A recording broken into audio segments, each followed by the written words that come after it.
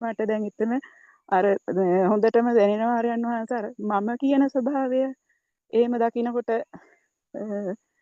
එතන දිය වෙනවා ආත්මීය ආරෝපණ බලය අර එන දැනීගෙන එනකොට හැම එකකටම එහෙම එන්නෙම නෑ ආර්යයන් වහන්සේ බොහොම අඩුයි දැන් එනවා පොඩි ඔය ලොකුවට දැන් මේ දවස්වල අවුරුදු හින්දා ඉතින් එක එක ඔය රණ්ඩු හැම ඉතින් ඩිංග සද්දේ වැඩියෙන් ඇහෙනකොට ආරයන් වහන්සේ පොඩ්ඩක් දැනෙනවා ඒක.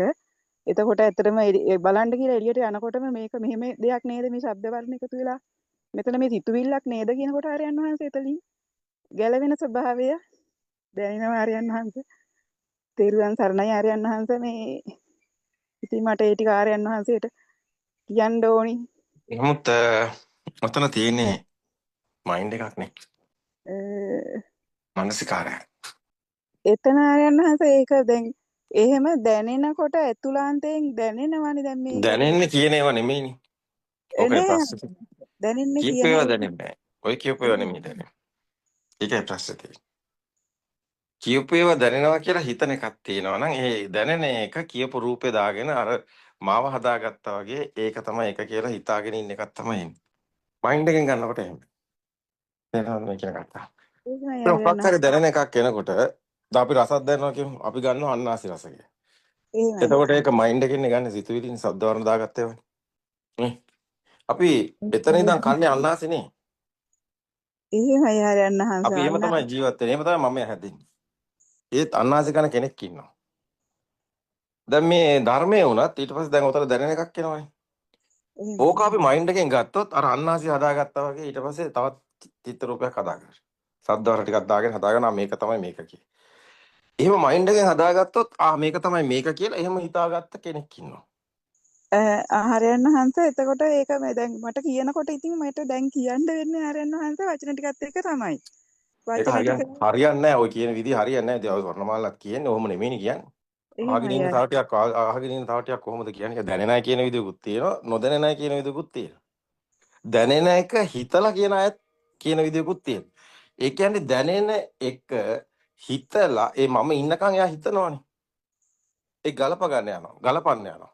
එතකොට එයා මමයා ඉඳගෙන මම නැති එකක් දැනෙනවා නම් මමයා ඉඳගෙන එක දැනෙන්නේ කොහොමද?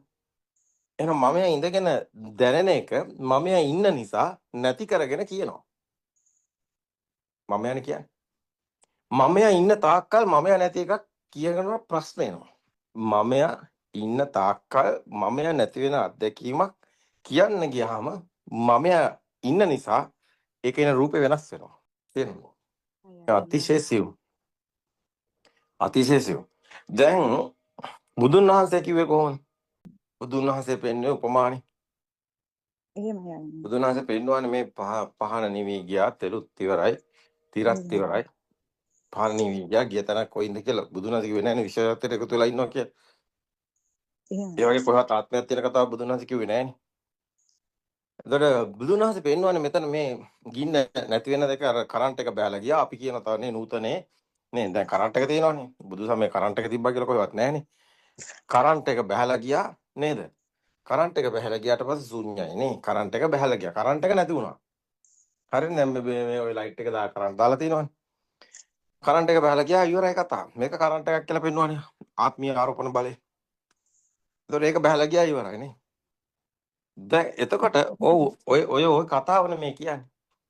දැන් එහෙමනම් මෙතනදී ආරවසේ පෙන්වන එක එක ආකාරයට අභ්‍යන්තරයේ ඔබට උද්දීපනයක් තියෙනවා නම් උජ්ජිතද කියන තැන බුදුන්වහන්සේ කජ්ජන් කියන කජ්ජනිය වගේ පෙන්නකොට උද්දීපනේ නැති තැන අන්න බුදුන්වහන්සේ ওই විදිහටම කිව්වා අර ගින්න නිවි ගියා වගේ කරන්ට් එක බහලා ගියා වගේ අභ්‍යන්තරයෙන් ඔබට මේ ආයතනවල හැම දැන් පේනවා ඇහෙනවා දැනෙනවා නේද සිතුවිලිත් වෙනවා හැබැයි ඒවේ උද්දීපනේ නැත්තම් එතන නිවන කියලා පෙන්නනවා. එහෙමයි ආරයන් වහන්සේ. ඉතින් ඇත්තටම පේන දේ තුල කිසි එහෙම වෙව්වක් නැහැ.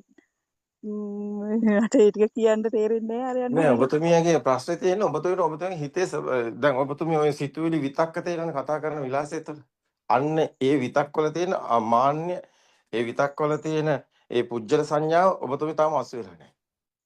එහෙමයි ආරයන් වහන්සේ. ඕක තමයි මේ යුගයේ තියෙන ගොඩක් අයගේ ප්‍රශ්නේ. ඔක්කොම බාහිර තියෙනවා කියන්නේ යනවා. නමුත් තමන්ගේ පැත්තට ටෝච් එක ගහන්නේ නැහැ. එළියේ තියෙනවා කියන්නේ යනවා. දරුවා එහෙමයි. අහුවොත් කියන්නේ දරුවා ගැන මහත්තයා ගැන එක එක ඒවා ගැන. දැන් තමන් ගැන කවුද කියන්නේ? තමන් ගැන දන්නේ තමන්මනේ හදන්න තමන් ගැන තමන් දන්නේ නැතිකමයි ප්‍රශ්නේ තියෙන්නේ. ඇයි අවධානය යොමු කරේ හැමදාම එළියට. එතකොට මේ දැන් එතරම් එළිය දෙයක් වෙනකොට මේ සිතේ ස්වභාවය දැනෙනවා දැන් දැන් ඊයේ රාත් කතා කරානේ. පෙරේදා රාත් කතා කරානේ ආందోලනාත්මකේ ගොඩක් අය. එහෙමයි. ඒගොල්ලන්ගේ ස්වභාවය දැක්කේ නැහැ කියලා ඔබතුමී දැක්කනේ. එහෙමයි. ඔබතුමීටත් එල්ලෙඩේ තියෙනවා. ඒකයි. අනේ අරයන් අහස එතකොට මේ ඇත්තටම ආරයන් අහස එතකොට දැන් එහෙම මේ දැන් ශබ්ද වර්ණ එකතු වෙලා සිතුවිල්ලක් හැදෙනවා කියන තැන නැතුව මම කොහොමද එතකොට එතන අහපව් බලන්න ඕනි මෙන්න මේක තමයි ගොඩක්ම වැදගත්. ශබ්ද වර්ණ එකතු වෙලා සිතුවිල්ලක් හදනවා කියන එක දැනුමක් විතරයි. ඕකත් ඇත්තක් නෙමෙයි. ආරයන් අහස එතකොට ආයතන වලින් ගන්න ඕකත් ඇත්තක් නෙමෙයි.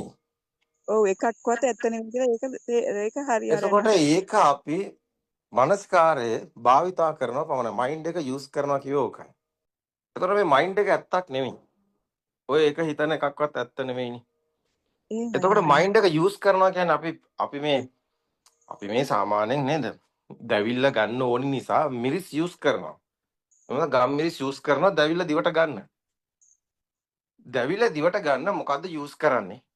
මිරිස්ද, ගම් මිරිස්ද, කොච්චිද? ඕවා වැදගත් නෑනේ. වැදගත් වෙන්නේ මොකද්ද? දිවට දැවිල්ල දැනෙන්නේ නැත්තම් මොන කෙහෙල්මලක්වත් වැදගත් නෑ. එතකොට මේක යූස් කරපු එක දැනගන්න යූස් කරපු එක නිකන් අර නිකන් අපි බෑග් එක පොත් ටික ගෙනියන්න ඉස්කෝලේ බෑග් එක යූස් කරනවා විතරයි. වැදගත් වෙන්නේ දරුවෝ ඉගෙන ගත්තේ මොකද්ද කියන එක. ඉතින් විසික් කළා දාන්න ඔය දැනුම. බුදුන් වහන්සේ කිව්වනේ පාර්වති වින්දාන කියලා. ඕක වැඩක් නැහැ. බෑග් එක කරේ තියාගෙන මම මෙන්න මෙච්චර පොත් ගිහින් තියෙනවා මේක තමයි බෑග් එක කියලා බෑග් එකට වැදගෙන ඉඳලා වැඩක් නැහැ. තමන්ගේ අභ්‍යන්තර පරිවර්තනේ නැත්තම් වැඩක් නැහැ. තමන්ගේ අභ්‍යන්තර පරිවර්තනේ තමන්ට දැනෙන්නේ සුඛය. ඔය සුඛය කියන්නේ සැප දුක නෙමෙයි. නිදහස් බව. සැහැල්ලු. සියල්ල නිදහස් වුණු. ඒ විමුක්ති සාරා කියුවේ ඔය සුඛය. දැන් කතා කරන කෙනාගේ භාෂා විලාසය තුළ ආතතියක් තියෙනවා. බර ගතියක් තියෙනවා. තද ගතියක් තියෙනවා. අපි කියන්නේ මොකද? ඈබල ගුණෝ. තෝ නිවන් දැක්කයි කියන්නේ. සද්දෙන්ද? වචනෙන්ද? තොට පිස්සුද? තෝ යකෝ රහතෙක් කිව්වේ කටින්ද? කෝ ප්‍රතිපදා? ඔබේ ස්වභාවයවත් ඔබට දැනෙන්නේ නැතුව මොන කෙහිල්මල් රහත්කමක්ද? බලනකොට කෝවිලුත් හදාය. බලනකොට මෙන්න පෙරේතයා වගේ සමහර වෙලාවෙ බීලා මලා. අර ධම්මහවතුරු. මොන රහතෙක්ද? බීලා මරනවද රහතන් වහන්සේ? ඈබල ගුණෝ කිව්වේ ඒකයි. මුන් පස්සේ යන ගොන් රජවරුත් ඉන්නවා. වහු පැටවුත් ඉන්නවා. උන්ට මේ ලෝකේ දහමක් තේරෙන්නේ නැහැ. මේක හිර වෙනවා. බුදුන් වහන්සේ කිව්වා මේක ලේසි නෑ කියලා.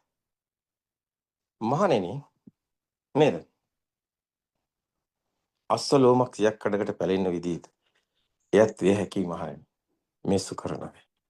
මේක තමයි ඇත්තම කතාව. උදෑසන හිමිදිරි පාන්දර තනාග දිය බිඳක යමෙක් දේ දුන්නත් දකීද ඊටම අදාළ කෝණයක් තියෙනවා මහණෙනි දැකිය යුතු. Tamanට ඕන කෝණෙන් බැලුවා කියලා නිවනක් හම්බෙන්නේ. තමන්ගේ මැට්ටක් තම්මැට්ටන් වගේ තමන්ගේ කෝණේ දාගෙන ලෝකෙ බැලුවා කියලා තමන්ට නිවන් දකින්න බෑ. අපි කිව්වා අපි වැඩක් කරනකොට අපි වැඩක් නැහැ. වැඩේ මොකද්ද වෙන්න ඕනේ කියලා බලලා වැඩේ කරන්න එච්චරයි ආරි භූමියේ තියෙන්නේ. මොකಾದ කලේ රූපේ මොකද්ද ඒ වැඩක් නැහැ. කරපු වැඩේ ගැලපෙනවද එතනට? එතනට ඒ වැඩේ ගැලපෙන්නේ නැත්තම් ඒක සුදුසු නැහැ. ඕනම තැනක නේද?